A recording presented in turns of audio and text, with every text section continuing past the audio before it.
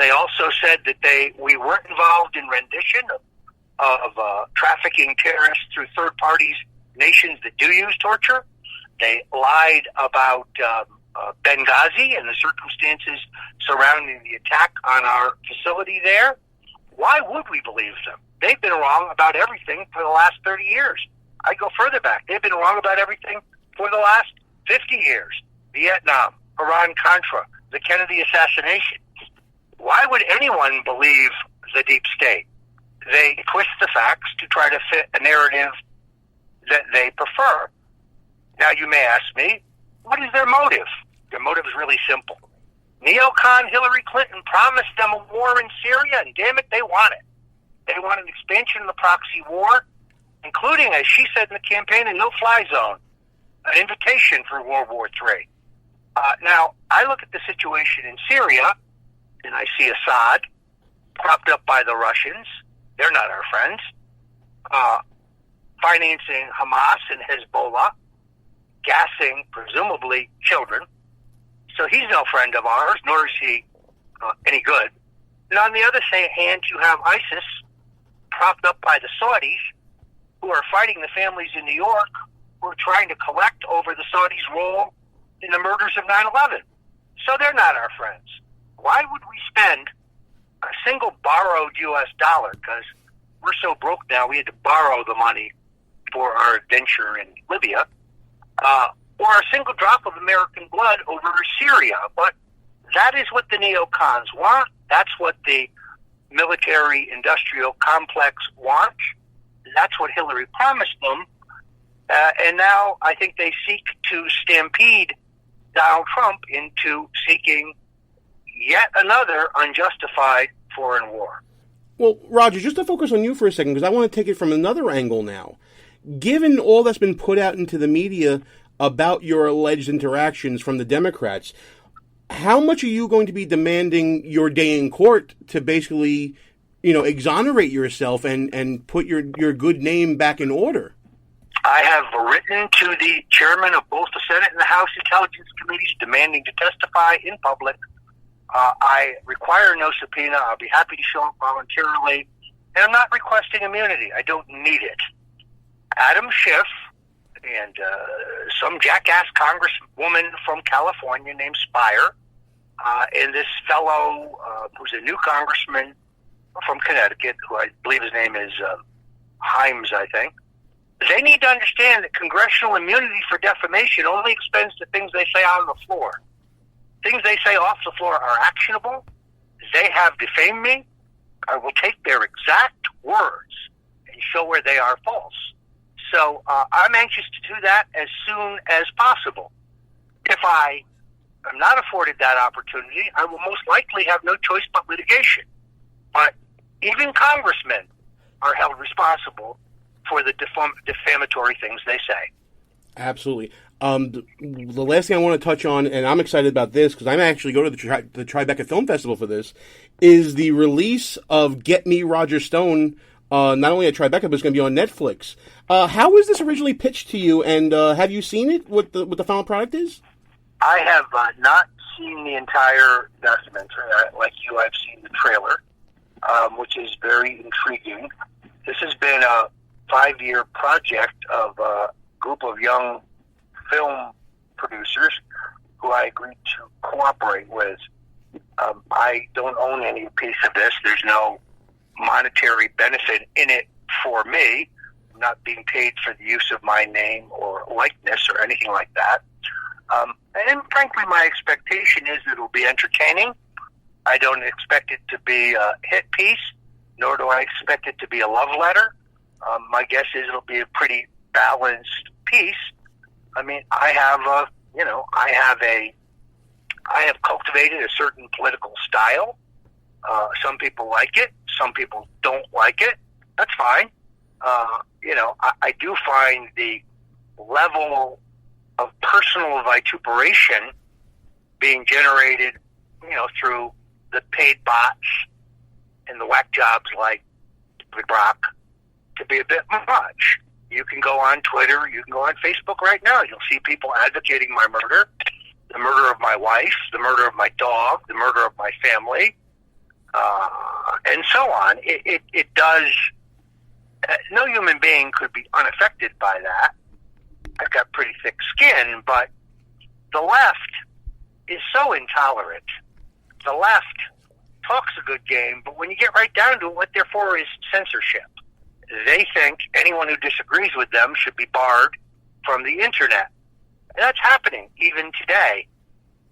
You have Google and Facebook censoring the Breitbarts, the Daily Callers, the Infowars.com, Stone Cold Truth, my openings, my retweets, visitors to my sites grew exponentially before the election, continued to grow immediately after the election, and now they have dropped off to very little.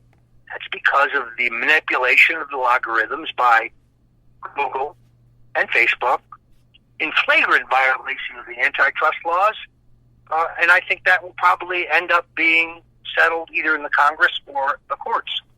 Absolutely. I got one last question from Jerry, and then we're going to make sure that everybody goes to Amazon and every other place where finer books are sold to go buy The Making of the President 2016, How Donald Trump Orchestrated a Revolution. And, of course, we want everybody to go to stonecoldtruth.com and check you out on Twitter at Roger J. Stone Jr. Jerry, you got the last question. I know it's a doozy. Go ahead. On the recent events, Roger, concerning former NSA head Susan Rice, her contradictions and recent revelations regarding the intelligence and the unmasking of various individuals, including Mike Flynn, how do you feel about the fact that when James Comey recently testified in this congressional investigation, there was no confirmation whatsoever that he was investigating that end of the overall investigation concerning possible illegal unmasking and the weaponizing of intelligence information? I would say a couple things. The reason that the intelligence services and the Democrats and some in the media are so desperate to find or fabricate some link between Trump and the Russians is because that was their legal justification for the spying on the president. And without it, it becomes that the spying on the president or his associates was done for raw political reasons. It is very clear to me that Susan Rice violated the law. I think we will learn more and more. Given her role in Benghazi, she has a reputation as a proven liar. As far as Mr. Comey is concerned, he has no credibility left. He was the prosecutor in the Sandy Berger matter. Remember that? Yep. Berger went into the National Archives, stole documents by shoving them down the front of his pants that showed that Bill Clinton could have killed Osama bin Laden, but he didn't. Berger belonged in a penitentiary. That's a crime. No prosecution was brought by Mr. Comey. Then there's the Mark Rich affair. Remember that? Yep. Mark Rich was an international fugitive from justice. He gave Bill Clinton a multi-million-dollar bribe for the Clinton Foundation through his wife, and he was given a pardon. Bill Clinton should have done time for that. So should have the lawyers who passed the papers and brokered the deal. Mr. Comey was the prosecutor. Nobody was prosecuted. Now, Comey went before the House Intelligence Committee last week and said there was no surveillance of Trump Tower. That's what he said. That's perjury. Why he hasn't been arrested, I do not understand.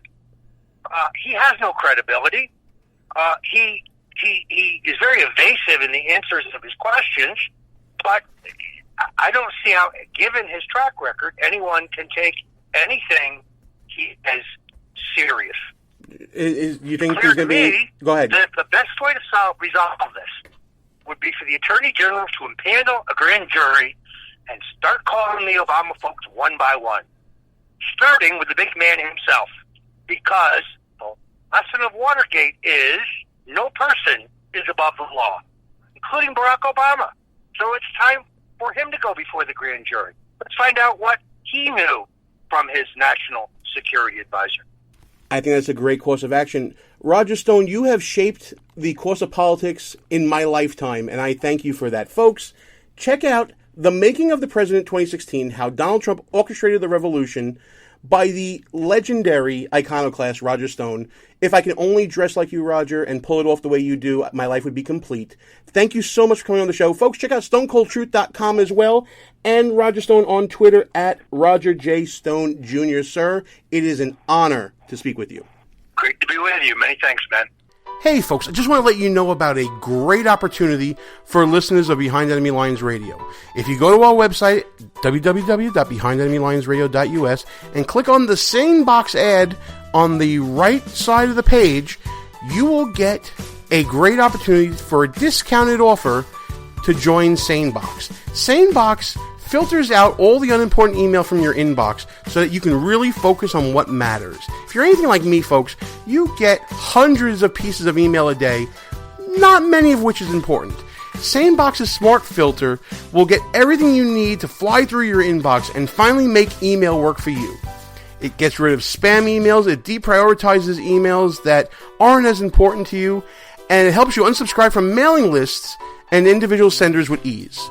So again, go to www.behindenemylinesradio.us and you click on the SaneBox ad and you'll be given an exclusive offer you won't find anywhere else. The show will be right back. But first, a word from Al Sharpton. But resist we much.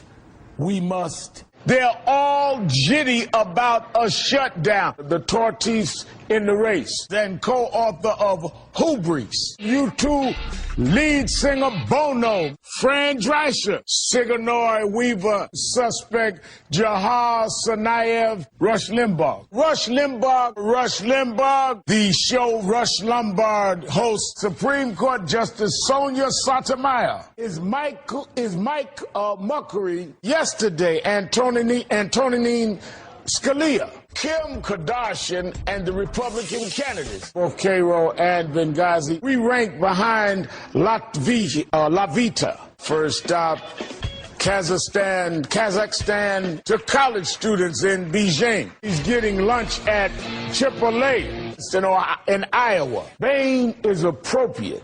The GOP's tax day giveaway to millionaires. Why was traffic problems email sent? The Environmental Projection Agency and what sequestration has done. But wait, there's more. We all know I've had my share of prompter issues. And here's the president meeting with a cola cube. Republicans, Grinches, launching fistful of coal. Copies of the new issue of Charlie Hebdo. He also goes by the name Michael Zihar Bilbao. 26-year-old Nina. Phone. Ray Romano. Honor David Letterman. He died of accidental asphyxia. Al-Qaeda in Yemen. The start of school has been postponed several times. Massive manhood is underway. Who spoke at a white supremacist convention. You look at the hand you dealt with, there are not 60 Republicans after a historic when you hear of ISIS now waterboating all over the map on immigration. Did the New England Patriots cheat to get into the big game? NFL analyst and Hall of Fame player Troy Aikens, the writer slamming President Obama for talking with YouTube celebrities. What's the latest tonight in Iowa? Well, in Ottawa. And they gave this guy a TV show? Let's get back to our show. Gene Baradelli, back behind enemy lines. I want to thank Gerald Gross for coming on the show and helping with that interview with Roger Stone. Jerry's a great guy. He's a fellow attorney. Been practicing for many, many years. Someone I've come to greatly admire as far as his, not only his legal background, but just being a great guy. I'm glad to be working with him professionally, and, you'll hear him probably more on this show. And, of course, we also want to thank Roger Stone for giving us so much time and being so generous with his time and his words.